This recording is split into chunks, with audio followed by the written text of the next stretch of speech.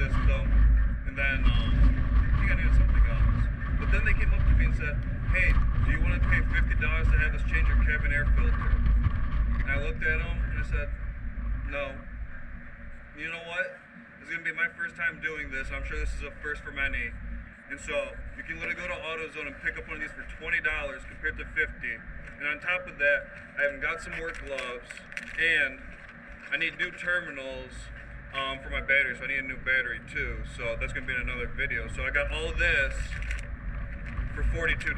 So I'm going to show you guys how to install a cabin air filter. Hopefully this is a first for you, this is a first for me.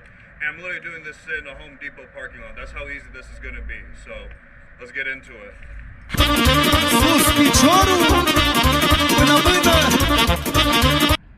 Yeah, as you can see, we're literally in the parking lot, at the Home Depot parking lot, and I'm going to show you how easy it is to replace a cabin air filter on a WRX.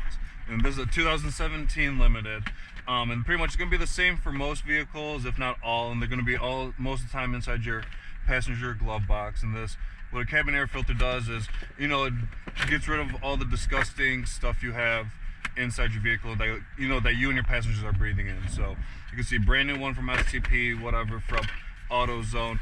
And most of the time what you're gonna do is you're gonna push down on this right side and then same push on this left side of your glove box. And most of the time you should be able to just, because what you can see is this little pin that's in there and the same as outside, so make sure the pin is pushed all the way. There we go. And this is my first time ever doing this, and you just push it down and it comes out right away.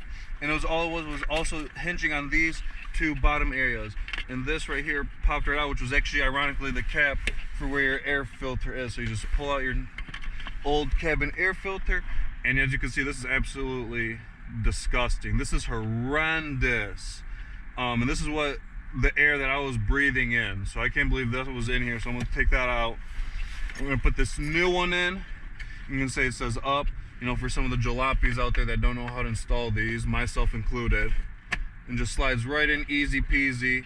You can see right here is your blower motor, so you know that circulates all the air from when I'm running my AC, and that's what I'm breathing in. So I can't believe we were breathing in that nasty junk. So I apologize to my passengers. And so what you're going to do is you're just going to put it in back on these two little hinges right there, slide it up, and slides in perfectly. And check that out, easy peasy. So I just did that for the first time in a Home Depot parking lot.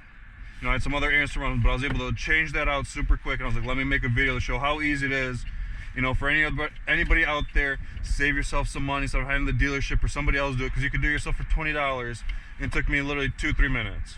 So you know, anybody else who's looking to do it, just watch this video. It's easy peasy, step by step. You know, and thank you for watching. You guys have a good one. Bye.